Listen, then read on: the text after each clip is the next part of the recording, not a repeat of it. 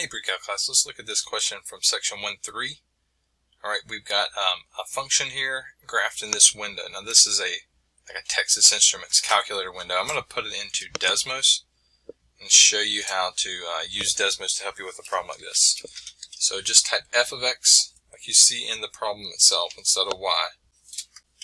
Alright, and then I got the entire function in there. This window notation down here, -5, 5, 1, that is, if you click on this graph settings, this little wrench tool, it is these three values here. So -10 is the default, so they want us to do -5, +5, and the step size is 1. That's going to put tick marks at every 1 unit. So if I did at 5, it's just, notice it's -5, 0, and 5. It's not showing any other values on there. But if I put a 1 there, which is what they're asking me to do, every tick mark that I see is 1 unit. Alright, and then the vertical is -30, 30, and 3. So I'm going to go from -30 to +30 and a step size of 3 units now. And so there's a lot more, I got a lot more grid going on in the background than they're giving me in that window.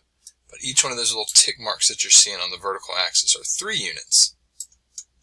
And we're seeing the actual numbers here, 3, 6, 9, 12. We can see they're going up by 3s, where we don't get that on this view.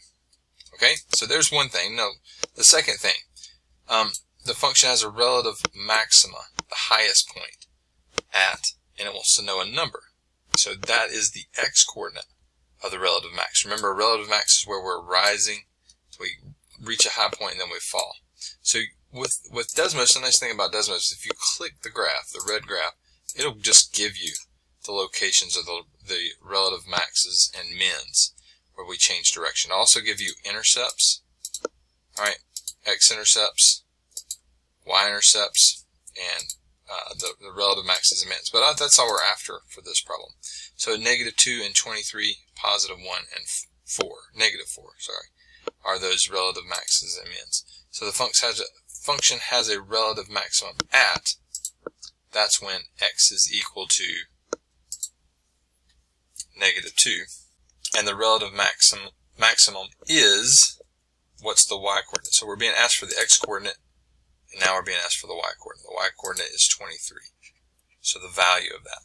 Alright, part B is for the minimum. Alright, so let me just go ahead and type this in the numbers so it can give us down to part B. So -2, this part is 23. Alright, and then the next part, continue. The function has a relative minimum at. Alright, when it says at, again, it wants to know the x-coordinate of our relative minimum. So the x-coordinate is 1, and the y-coordinate was -4. Alright, and then that's the end of that question, but you can see that the Desmos just gives you those points. Alright, if you were to click view an example, if you clicked over here and looked at view an example, they're going to have you estimate, where this is with the tick marks. Since they're 1 unit apart, you can see that's at -2 fairly easily. And then they're wanting you to take that -2 and plug it in there for the x to get the y part, the 23. But the thing that I want you to learn to use Desmos for this. The thing I want you to understand, the relative minimum or maximum happens at the x-coordinate, and the value of the relative minimum maximum is the y-coordinate.